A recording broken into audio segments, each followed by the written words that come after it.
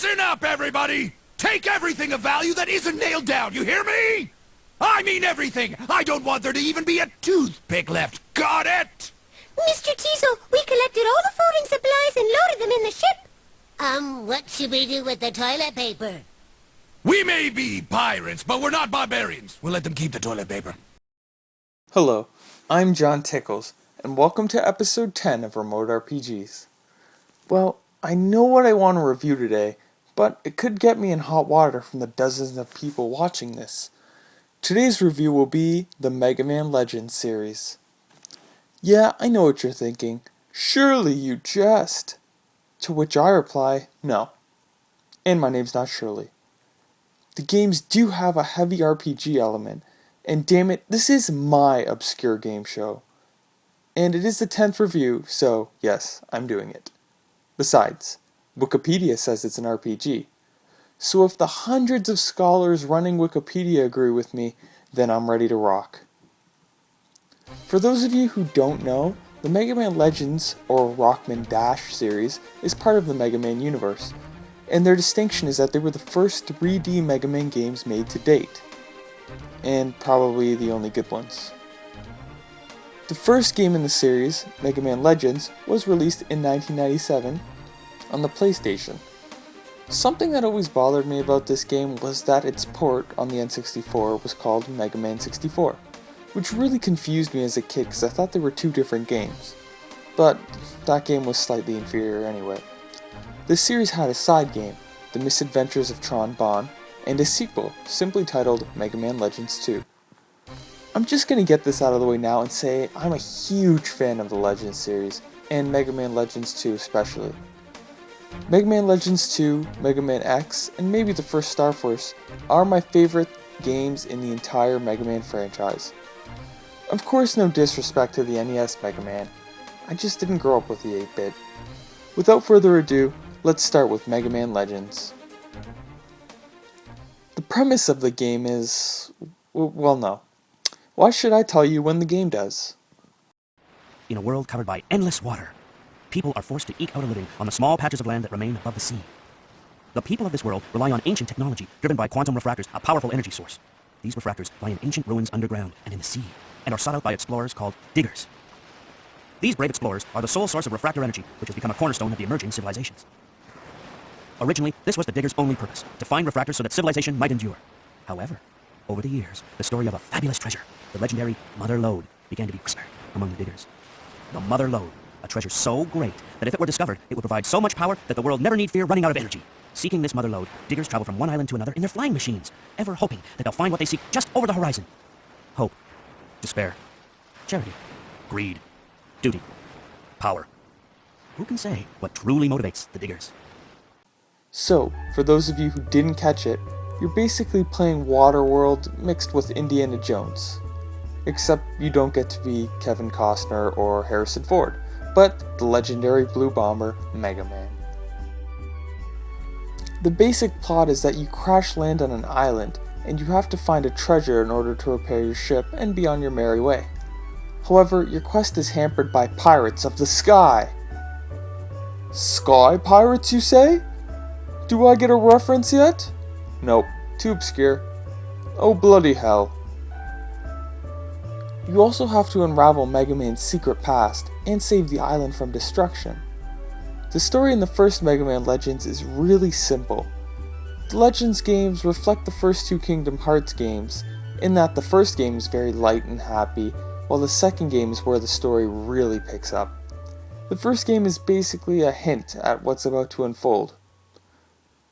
There aren't too many characters in Mega Man Legends, but they all manage to be very memorable. You have Mega Man Volnut, also known as Trigger, as the protagonist who was orphaned and raised in Roll's family as a baby. He's not too different looking from the other Mega Man incarnations, and obviously his personality is that of the good guy archetype. I'm guessing Mega Man is Canadian. However, in this case, it's not a bad thing. It's like any incarnation of Link. They're so legendary as characters themselves that they don't need to impress anybody. You have Roll, who's looking for her missing parents because apparently they thought that looking for a legendary treasure was more important than raising a daughter. Roll acts like a spotter for Mega Man in dungeons and actually serves as a really excellent mechanic as well. She may look harmless, but no one fucks with her anymore. Ugh. Show mercy! You have Data, the adorable little monkey found with the infant Mega Man, who saves your game and speaks in a language only Mega Man can understand. However, the most memorable characters in the game are in the Bond family. They're the primary antagonists of the game, but they're also anti-heroes in a way. The leader of the family is Bond, as the bumbling head of the pirate family, and probably the funniest character in the game, as the voice actor, Robert Smith, does a really good job of bringing his character to life. Hey, look at the clock! It's almost time for my favorite show! I almost missed it! Tron Bonne is second in command and one of the most popular characters from the series, as she appears in her own side game, and even in Marvel vs. Capcom. She's a mirror of role, a little pretentious, and she always tries to act evil and cool, but she does such a poor job that you can't help but laugh and feel sorry for her at the same time, because at heart she's just a good person. She's definitely my favorite character in the series. Hey, you! Thanks to you, everything's a mess now, isn't it? Huh? Aren't you the girl who's being chased by that dog? Shut up! I don't want to hear about that! Do you know what you've done? Huh? You're a lot dumber than you look. You should have known better than to pick a fight with the Bonds. Of course, if you agree to become one of my servants, I suppose I could forgive you. What do you say? That way my brother will never have to know about what you did to us. Join up with pirates? I don't think so. All right then, forget you. Fine, see if I care. I gave you a chance and you turned it down. Don't come back crying to me later. Your history! Your toast! Just you wait!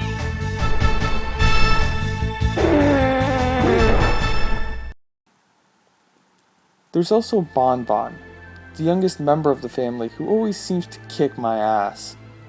Finally, there's the 40 Servbots. And I have to say, as a LEGO man, it's a really big step for the LEGO community to have our people put in a favorable light. These are the adorable mascots of the series, and their cute voices and appearance definitely make them a fan favorite, as they serve as a mini army of the bots. Most of the game is spent running around, looking for the next area or story item, but note that the story of the game will probably take less than 10 hours to beat. Keep in mind that's not including optional dungeons or the large amount of side quests. And really, the brevity of this game works to its advantage. It doesn't really waste your time. And you certainly get this kind of quality over quantity feeling here, like the first Portal. But I do wish the game was longer and perhaps a hair more challenging. Like, don't get me wrong, the difficulty is certainly there, but a shorter game could have used some harder enemies. Like any regular RPG, you spend most of the time dungeon crawling, fighting, and then returning to down to restock and get hit by drivers.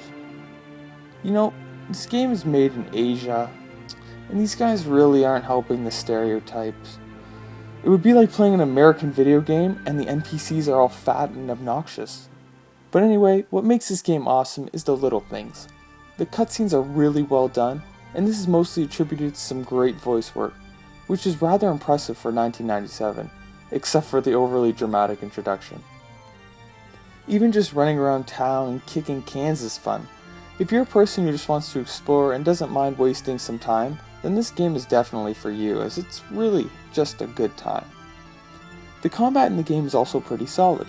Exploring the maze-like dungeons isn't really a chore, as there's a lot to grab and blow up, as the enemy robots come in many shapes and sizes.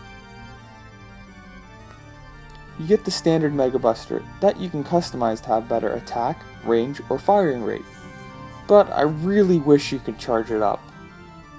You also have a plethora of equipment and special items that affect combat and how the game is played in many different ways.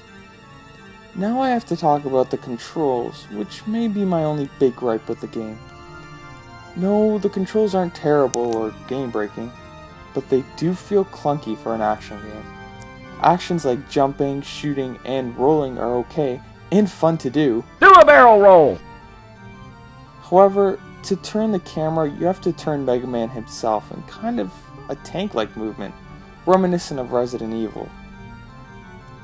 It's this 3D feature that makes battles a little bit harder because you want to turn around as fast as you would like, but getting surrounded by a group of enemies may end up in a mega raping, if you know what I'm saying. However, once you get used to the controls, it's not that big of a deal. I'm just saying it might throw newer players off. I'll also note that the video game website Screw Attack put down Mega Man Legends as one of the worst 2D to 3D franchises of all time. To which I'm sure me and anyone else who's actually played this game for a decent amount of time would say, "Fuck you, asshole." However, my favorite part about Mega Man Legends was the boss battles, which managed to be memorable and unique. Whether it's fighting in the big city, in the mines, or on the sea, the game had a lot of really fun battles against enemies way bigger than you. The giant machines you will fight all require a good amount of strategy to kill, and there's more than one way to defeat them. For example, for this mining boss, you can attack him from different elevations, and depending on your buster range, you can dodge his attacks, and all this factors into your fighting. It's really cool. Put bluntly, fighting against the bosses is the funnest part of the game, and the huge areas they're given to fight them in is something rarely seen in a Mega Man game, and it gives you a certain sense of tension. It works really well too. The music in the game is just good. Many tracks aren't too special, but there are certainly many memorable ones and unique tunes. They use some interesting instrumentation for the humorous scenes, but a hard metal drum beat for fights. The music does a good job setting the atmosphere and making the game just that much better.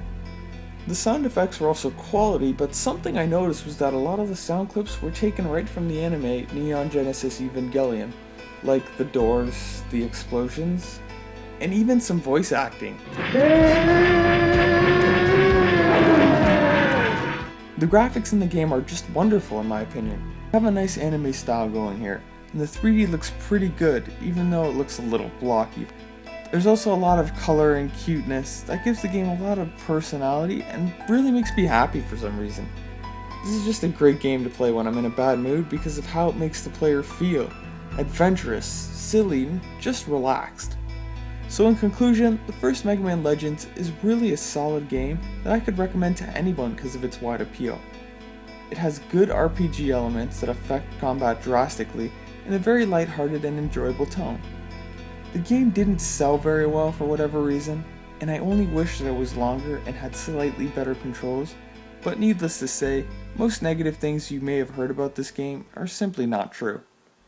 You can pick up this game for a decent price on eBay, and I would even recommend picking up the slightly inferior N64 version if that's the only way you can get it.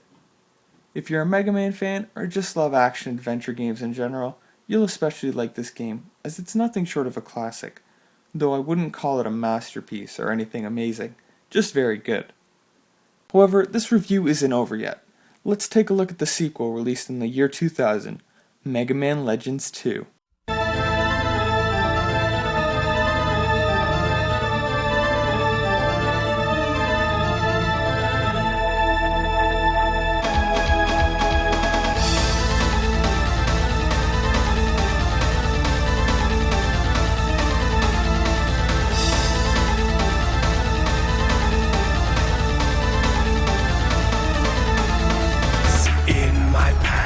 Usually sequels are a huge problem for video games, but Mega Man Legends 2 is the definition of an excellent sequel.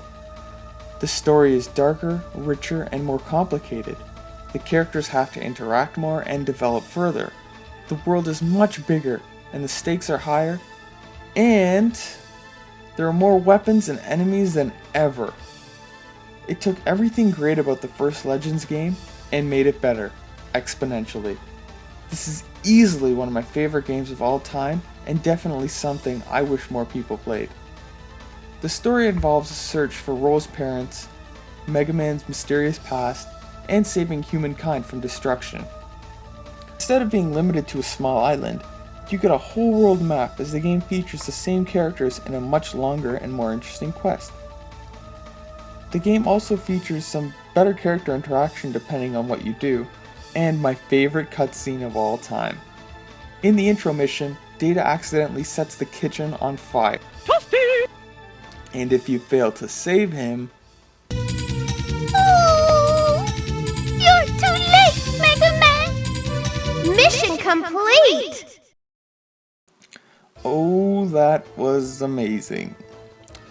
I will admit that the story in this game can get really convoluted very fast if you aren't paying attention, but if you do, then the story's actually pretty good. There isn't too much more to say about this game, except it has great music, the graphics are similar to the first but with more variety, and it just has more. In fact, the only issue I had with this game was the terrible water level, which is a given, and its rather short playtime that left me wanting more. Also, Megaman is voiced by a girl from Sailor Moon, which kinda defeats the purpose of a Mega Man. But for everything it adds, Mega Man Legends 2 makes Mega Man Legends 1 look like the mini pop kid standing next to Led Zeppelin. Reviewers called it better than its predecessor, but still harped on its blocky graphics. I think that this game is underrated, and I urge you all to go play it right now if you haven't already. But it's ridiculously hard to find for under $60 on eBay. So this game is kind of rare.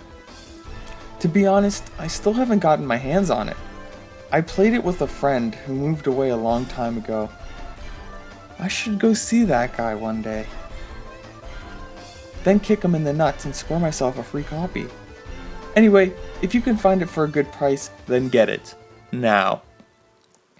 Well, Mega Man Legends 2 finished on a cliffhanger, and although the creator of Mega Man, and therefore the Mega Man, Kenji Inafune, said that the Legends series was his favorite Mega Man series, it didn't sell well, and he couldn't make a sequel if he wanted to. It would be nearly 10 years before anything would be heard. But during a Nintendo press conference in September of 2010, bam! Mega Man Legends 3 was announced for the 3DS. Me and many other fans collectively orgasmed. The game we had waited so long for was finally here, and the fans even got some input in this game, including choosing a new heroine for the series. There was a new playable character called Barret. No, not Mega Man's Final Fantasy cousin, just this guy. A demo was to be released, and things were looking so promising for us Mega Man Legends fans. I was happier than a fat kid in a candy shop, giddier than an 8-year-old girl meeting the Jonas Brothers, and well, you get the point. However, Inafune left Capcom in November of 2010, dissatisfied with Japanese game development in general, and on July 18, 2011, a day I would rue for the rest of my life. We finally really did it. You maniacs!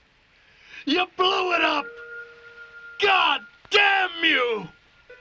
God damn you all to hell! Ever been promised you were gonna get something and then it was taken away for no good reason? Disappointment wasn't even a fair way to describe my emotions and the emotions of the Legends fandom after this stunning announcement. Let's just say, after Legends 3 was cancelled, my life took a turn for the worse. How could this happen to me? I made my mistakes, got nowhere to run. The night goes on as I'm fading away. I'm sick of this life, I just wanna scream. How could this happen to me?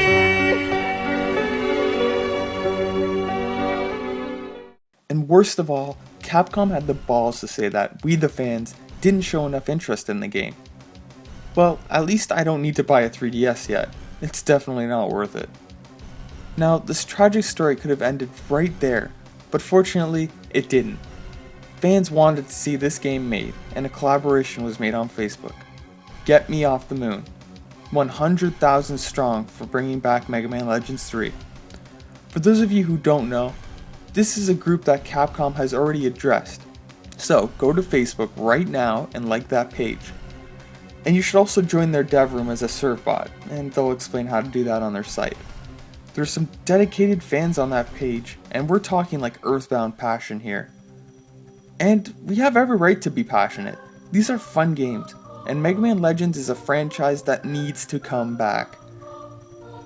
Undoubtedly, what sets it apart from the other Mega Man games is its pure charm and personality that make the series something that you really should play.